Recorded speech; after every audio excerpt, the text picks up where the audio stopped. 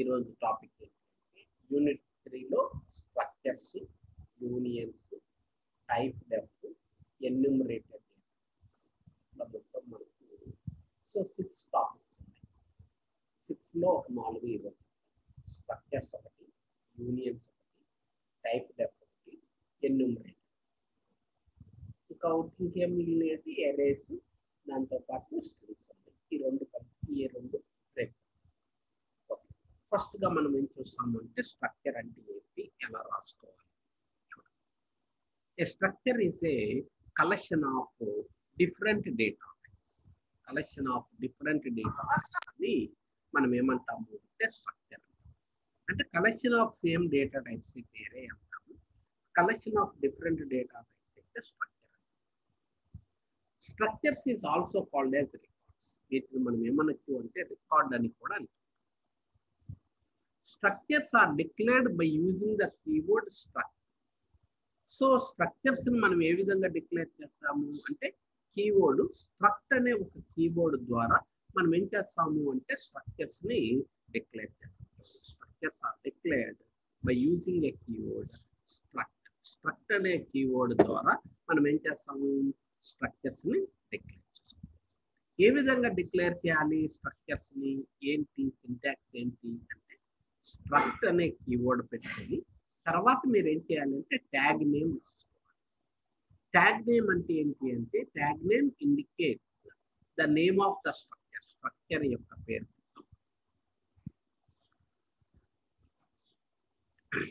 తర్వాత data type member, data type members, ఇలా data type member అని పెట్టేసి లాస్ట్ నా ఎండ్ బ్రేసెస్ పెట్టి ఫాలోడ్ బై సెమీకోలన్ పెట్టుకుంటాం. ఇది స్ట్రక్చర్ యొక్క డిక్లరేషన్. చూడండి ఎలా రాయాలి అంటే ముందు స్ట్రక్ట్ అనే కీవర్డ్ పెట్టండి. స్ట్రక్ట్ అనే కీవర్డ్ పెట్టిన తర్వాత ట్యాగ్ నేమ్ రాయండి. ట్యాగ్ నేమ్ అంటే మీనింగ్ ఏంటి అంటే స్ట్రక్చర్ యొక్క పేరు. ఆ తర్వాత data type member, data type member. ఇలా మీకు ఎన్ని డేటా టైప్స్ కావాలంటే అన్ని డేటా టైప్స్ మీరు రాసుకోవచ్చు. మీకు అవసరమైన డేటా టైప్స్ రాసుకోవాలి, మెంబర్స్ రాసుకొని లాస్ట్ మనం ఏం చేస్తాము అంటే ఎండ్ బ్రేసెస్ పెట్టి ఫాలోడ్ బై సెమీకోలన్ పెట్టండి. End braces followed by semicolon పెట్టండి. ఈ విధంగా మనం ఏం చేస్తాము అంటే స్ట్రక్చర్స్ ని డిక్లేర్ చేసుకుంటాము. Struct tag. Here tag name indicates the name of the structure.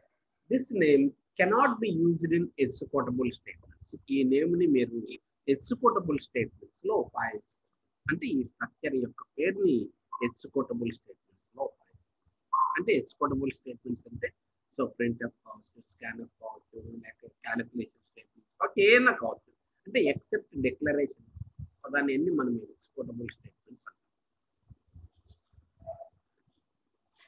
Cannot be used in executable statements. However, this name is used to declare the variables of type structure. అయితే ఏంటి name structure variables ని declare చేయడానికి ఉపయోగపడుతుంది. However, this name is used to declare the variables of type structure. So ఎందుకంటే ఈ name so structure variables ని declare చేయడానికి ఉపయోగిస్తాం. సో ఏ విధంగా రాసుకుంటాం స్ట్రక్చర్ యొక్క డిక్లరేషన్ అంటే ఇది struct. Okay, example struct student. So ఇంట్ మార్క్స్. చూడండి స్ట్రక్ట్ స్టూడెంట్. స్ట్రక్చర్స్ ముందే చెప్పారు. స్ట్రక్చర్స్ ని ఎలా డిక్లేర్ చేయాలనుకున్నాము స్ట్రక్ట్ అని పెట్టేసి కీవర్డ్ ట్యాగ్ నేమ్ రాయమన్నాను. నేను ట్యాగ్ నేమ్ అంటున్నాను స్టూడెంట్ అన్నాను. స్టూడెంట్ అనే ట్యాగ్ నేమ్ పెట్టేసి ఇక్కడ 3 మెంబర్స్ రాశాను. ఏంటి hall ticket number, integer type, name marks, character type marks, integer. It indicates the name of the structure which can hold. అంటే ఈ స్ట్రక్చర్ లో ఏమేమి మెంబర్స్ హోల్డ్ చేయొచ్చు మీరు all ticket number, name, marks ని డిక్లేర్ చేసుకోవచ్చు. How to declare the variables. Structure variables ని ఏ విధంగా డిక్లేర్ చేయాలి అంటే సో ఏ విధంగా డిక్లేర్ చేయాలి స్ట్రక్చర్ వేరియబుల్స్ ని స్ట్రక్ట్ అనే కీవర్డ్ పెట్టుకోండి. తర్వాత మీరు ఏం చేయాలి అంటే ట్యాగ్ నేమ్ రాసుకోండి. తర్వాత variable 1, variable 2, so on variable రాసుకుంటాం. For example struct student S1, S2 అన్నాను. S1 and S2 are the 2 variables of type student of type structure. So ఇక్కడ S1, S2 అనే 2 variables which can hold hall ticket number, name and marks. ఎందుకని అంటున్నాము ఎటువంటి type అంటున్నాము so మనము student type అన్నాం కాబట్టి సో ఈ విధంగా మనం ఏం చేస్తాము అంటున్నా అంటే స్ట్రక్చర్స్ అని రాస్తాం, డిక్లేర్ చేస్తాం. హౌ టు యాక్సెస్, ఇప్పుడు హాల్ టికెట్ నెంబర్ కావాలి, నేమ్ కావాలి, మార్కులు కావాలి, లేక ఎంటర్ చేయాలి, క్యాలిక్యులేషన్లో వాడుకోవాలి. How to access the members of a structure. Structure members ఏ విధంగా యాక్సెస్ చేయాలి అనే దానికి వచ్చినప్పుడు, సో ఏ విధంగా యాక్సెస్ చేయాలి అంటున్నాము, structure variable dot member name రాస్తాం.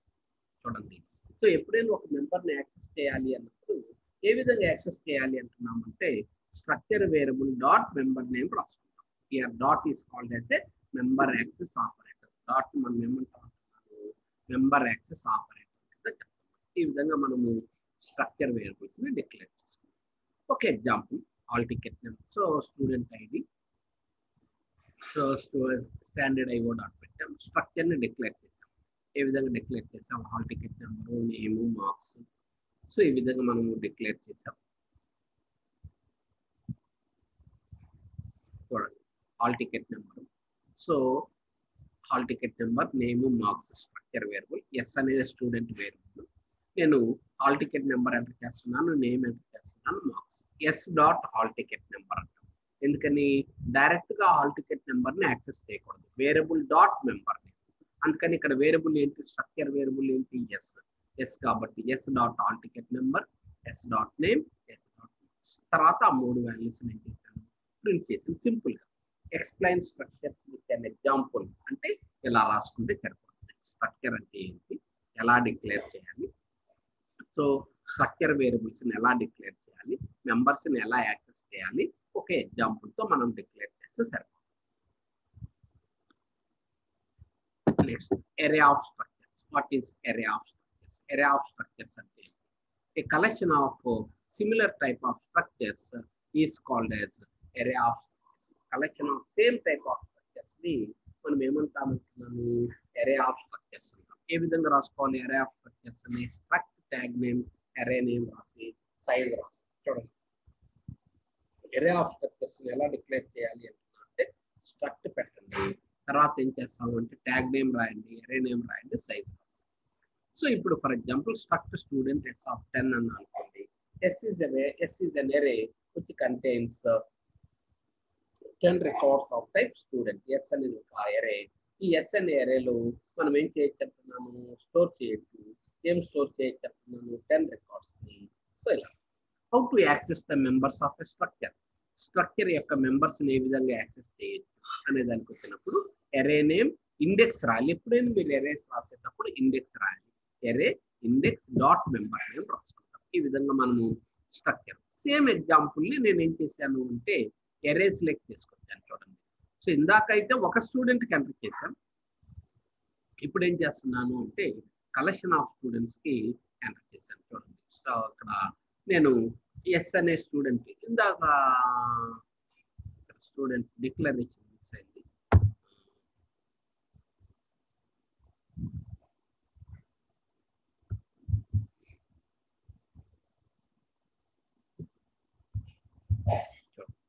సో స్టూడెంట్ ని డిక్లేర్ చేశాం. చూడండి, struct student S, hall ticket number, name, marks. So structure ని డిక్లేర్ చేశాను. ఎస్ అనేది ఒక variable, S is an array which contains 10 student records. I అనేది ఒక ఇంటీజర్ వేరియబుల్ తీసుకున్నాను. నేను 10 మంది యొక్క hall ticket number, name, marks enter చేశాను. 10 స్టూడెంట్స్ కి hall ticket number, name, marks. ఇందాక ఒక స్టూడెంట్ కి ఎంటర్ చేశాను,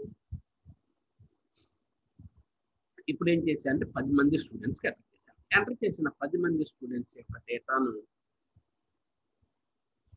మళ్ళీ మనం ఏం చేస్తున్నాము, ప్రింట్ చేస్తున్నాము. ఈ విధంగా మనం ప్రింట్ చేసాం. సో దీన్ని మనం ఏమంటున్నాము అంటే సో అరే ఆఫ్ స్ట్రక్చర్స్ అంటాం. ఏ కలెక్షన్ ఆఫ్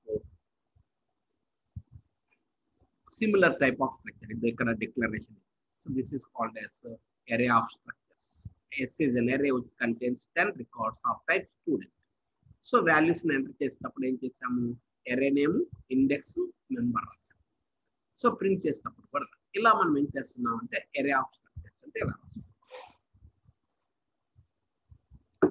ఆ తర్వాత మనం నెక్స్టెడ్ స్ట్రక్చర్స్ అంటే a collection of similar type of structures is called as array of structure.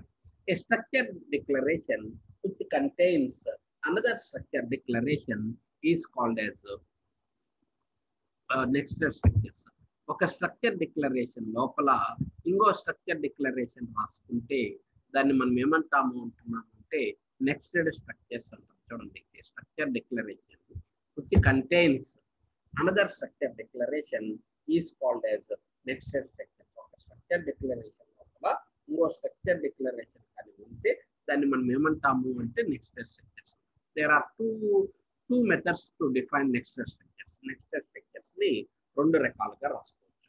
Declaration of both the structure separately or an outer structure contains inner structure. అంటే ఎప్పుడైతే next అంటే ఒక structure లోపల ఇంకో స్ట్రక్చర్ అంటే రెండు ఉండాలి అని. సో ఈ రెండింటిని వేరువేరుగా రాయటం ఒక పద్ధతి, ఒకదాని లోపల ఒకటి రాయటం అనేది చూడండి. సో నెక్స్ట్ స్ట్రక్చర్స్ ని మనం రెండు రకాలుగా రాసుకోవచ్చు. ఒకటి ఏంటి అంటే declaration of both the structure separately, రెండు స్ట్రక్చర్స్ ని వేరువేరుగా డిక్లేర్ చేయటం ఒక పద్ధతి. తర్వాత ఇంకొక పద్ధతి ఏంటి అంటున్నాము అంటే ఒక స్ట్రక్చర్ డిక్లరేషన్ లోపల ఇంకో స్ట్రక్చర్ డిక్లరేషన్ రాయటం అనేది ఇంకొక పద్ధతి. ఇప్పుడు చూడండి, ఒక చిన్న ఎగ్జాంపుల్ నేను చెప్పాను. ఏమంటున్నాను అంటే స్టూడెంట్ యొక్క hall ticket number, name, date of birth కావాలి.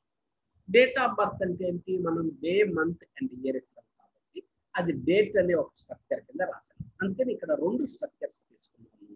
ఒకటి డేటు, ఒకటి స్టూడెంట్.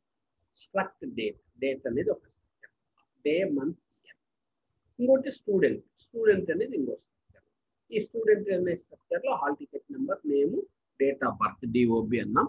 ఈ డిఓబి అనేది ఎటువంటి టైప్ అన్నాము, డేట్. డేట్ అనేది ఎటువంటి టైప్, స్ట్రక్చర్ టైప్. చూడండి, సో స్ట్రక్ట్ డేట్ అన్నాం. డేట్ లో డే, మంత్, ఇయర్ రాసాం. స్టూడెంట్ అనేది ఇంకో స్ట్రక్చర్, దీంట్లో hall ticket number, name, DOB. DOB అనేది డేట్, డేట్ అనేది స్ట్రక్చర్. ఎలా రాసాం. తర్వాత hall ticket number, name, date of birth.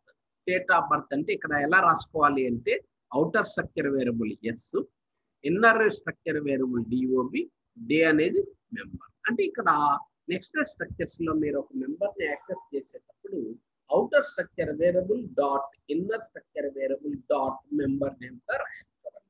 So ఈ నెక్స్ట్ స్ట్రక్చర్స్ లో ఒక మెంబర్ ని యాక్సెస్ చేసేటప్పుడు ఏ విధంగా యాక్సెస్ చేయాలి అంటున్నాము అంటే outer structure variable dot inner structure variable dot member name. ఇక్కడ ఎస్ అనేది ఏమో అవుటర్ స్ట్రక్చర్ వేరియబుల్, డిఓబి అనేమో ఇన్నర్ స్ట్రక్చర్ వేరియబుల్, డే అనేది ఏంటి, సో మెంబర్. ఇలా రాసుకున్నాం. So hall ticket number, name, date of birth. So enter చేసిన వాటిని మూడింటిని ఏం చేస్తున్నాను అంటే ప్రింట్ చేశాను. ఇది ఒక మెథడ్. ఇదేంటి, ఇక్కడ ఏం చేశాను నేను, డేట్ స్ట్రక్చర్ ని, ఇదేమో డేట్ స్ట్రక్చర్, ఇదేమో స్టూడెంట్ స్ట్రక్చర్. రెండింటిని వేరువేరుగా రాశాను. అంటే both declaration of both the structure separate, రెండింటిని వేరువేరుగా రాశాను. సో డేట్ అనే స్ట్రక్చర్ ని స్టూడెంట్ అనే స్ట్రక్చర్ లోపల యూజ్ చేశాను. చూడండి, డేట్ అనే స్ట్రక్చర్ ని సపరేట్ గా రాశాను, స్టూడెంట్ అనే స్ట్రక్చర్ ని సపరేట్ గా రాశాను. అయితే డేట్ అనే స్ట్రక్చర్ ని స్టూడెంట్ అనే స్ట్రక్చర్ లోపల వాడాను. అందుకంటే సో రెండు వేరువేరుగా రాసుకోవటం అనేది ఒక పద్ధతి. ఇంకొక మెథడ్ ఉంది. ఇంకొక మెథడ్ ఏంటి అంటున్నాము అంటే మెథడ్ 2 ఏంటి అంటే declaration of both an outer structure declaration will contains inner structure declaration. ఒక స్ట్రక్చర్ లోపల ఇంకో స్ట్రక్చర్ ని డిక్లేర్ చేయటం. సో అది ఇంకొక మెథడ్, రెండో మెథడ్ అన్నమాట.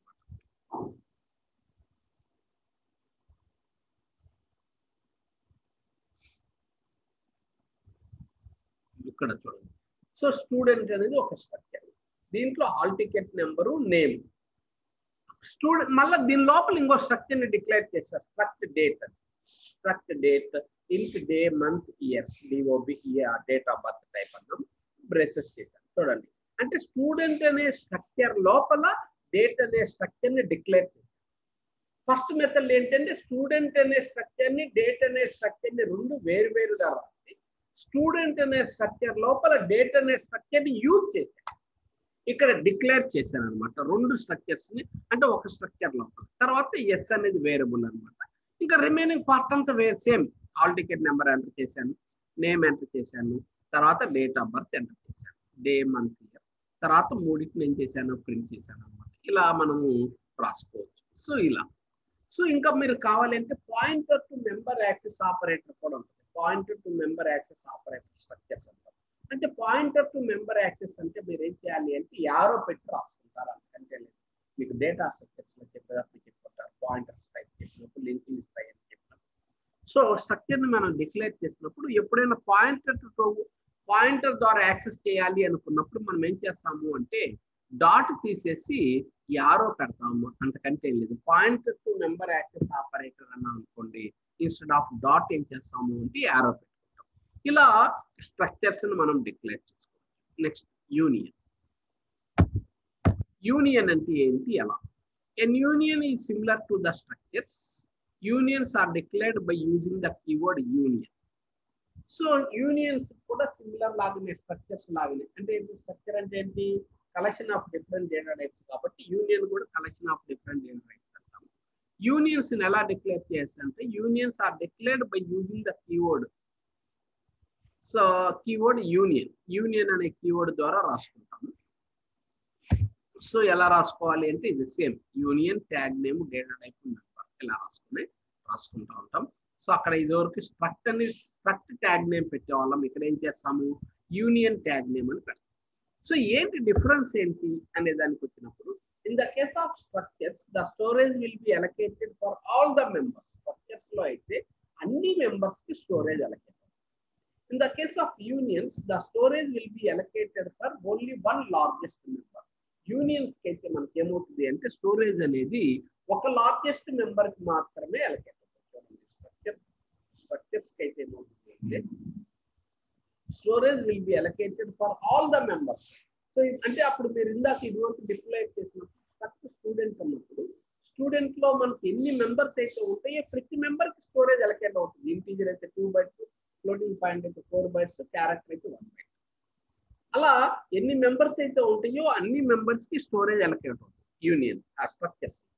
యూనియన్స్ లో అయితే అవుతుంది అంటే the storage will be allocated for only one largest member. ఒక లార్జెస్ట్ మెంబర్ కి మాత్రమే స్టోరేజ్ అలొకేట్ అవుతుంది. అలొకేట్ అయిన తర్వాత so it can store only one member value, ఒక మెంబర్ వాల్యూ మాత్రమే స్టోర్ చేస్తాం మనం. సో ఒక మెంబర్ అంటే అన్ని మెంబర్ వాల్యూస్ ఉండటానికి వీలు అవుతుంది, ఏదో ఒక మెంబర్ వాల్యూ మాత్రమే ఉంటుంది. It can store only one member value అని చెప్తాం అనమాట. ఇక్కడ చిన్న ఎగ్జాంపుల్ రాశాను. యూనియన్ నెంబర్ అన్నాను, ఇంట్ ఎక్స్ ఫ్లోట్ వై. అంటే ఎక్స్ ఉంటే వై ఉండదు, వై ఉంటే ఎక్స్ ఉండదు. సో ఎక్స్ ఎంటర్ చేసాం, ఎక్స్ ప్రింట్ చేయటం. వై ఎంటర్ చేసాను, వై ప్రింట్ చేసాం. రెండు ఎంటర్ చేసిన తర్వాత రెండు ప్రింట్ చేయాలంటే కుదరదమ్మా. ఎక్స్ ఎంటర్ చేసిన తర్వాత వై అలా. So what is the difference between structures and unions? చూడండి, స్ట్రక్చర్స్ కి యూనియన్స్ కి డిఫరెన్స్ ఏంటి, ఎలా రాసుకోవాలి? Structures can be declared by using the keyword struct. Unions can be declared by using the keyword union. So అలానే structures can hold all the member values, union can hold only one member value. Structures లో అన్ని member values ఉంటాయి, unions లోకి వచ్చేసి ఒక member value మాత్రమే ఉంటుంది. Structure will allocate the storage for all the members, union can allocate storage only for one largest member. Structure will not support. Such structures will support bit fields. Union cannot support bit fields. Bit fields అనే ఒక concept ఉంది, ఆ bit fields ని assign చేస్తాం. అలానే structures కి వచ్చేసి మనం ఎలా డిక్లేర్ చేయొచ్చు, యూనియన్స్ ని ఎలా డిక్లేర్ చేయొచ్చు, ఈ విధంగా. సో ఇలా what is the difference between structures and unions అంటే ఇది రాసుకోవాలి. అంటే so what is the difference of structures and unions and explain with an example అన్నారు అనుకోండి. సో ఇది రాసుకోవాలి.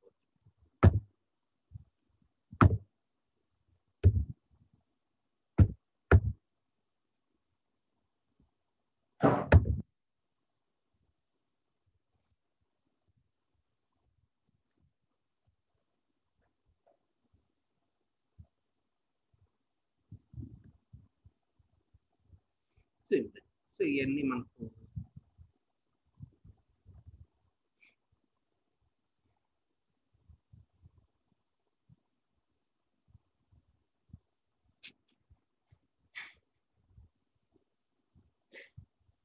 సో ఇలా స్ట్రక్చర్స్ కి యూనియన్స్ కి డిఫరెన్స్.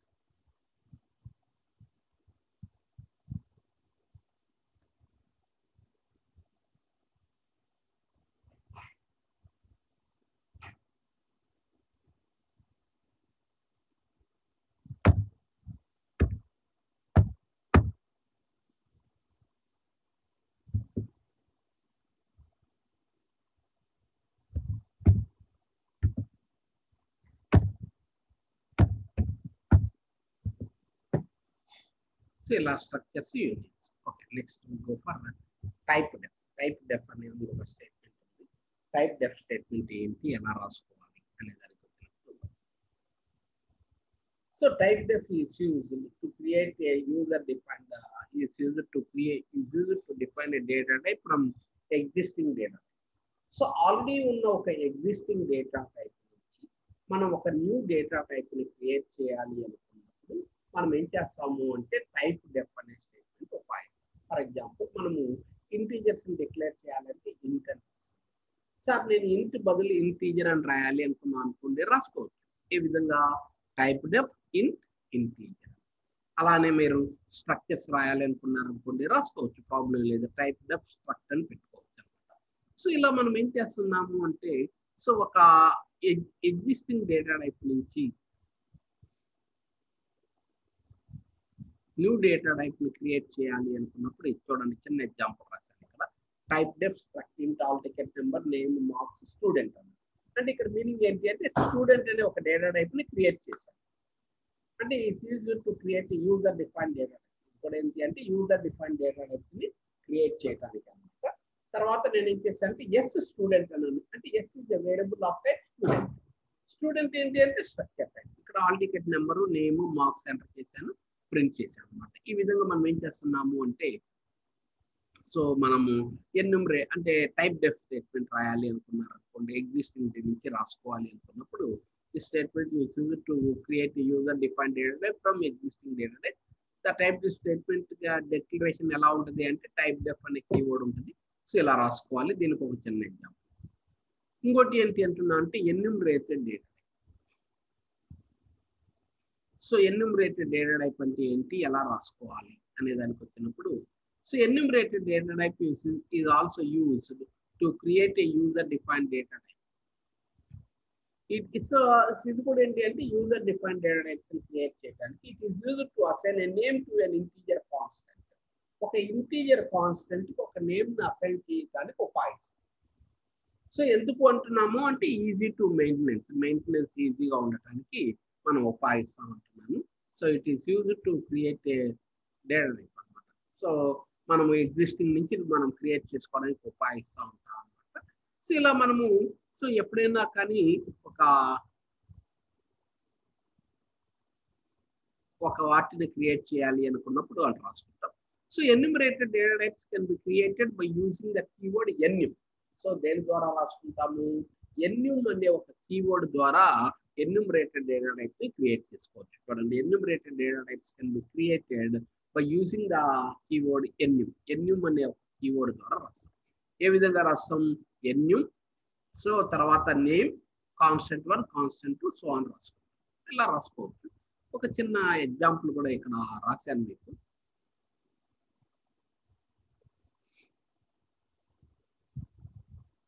ఒక చిన్న ఎగ్జాంపుల్ రాశాను. So enum days equal to Sunday, Monday, Tuesday. Sunday 1 అని ఇచ్చాను. సో 1 అని ఇవ్వగానే అప్పుడు ఏమవుతుంది?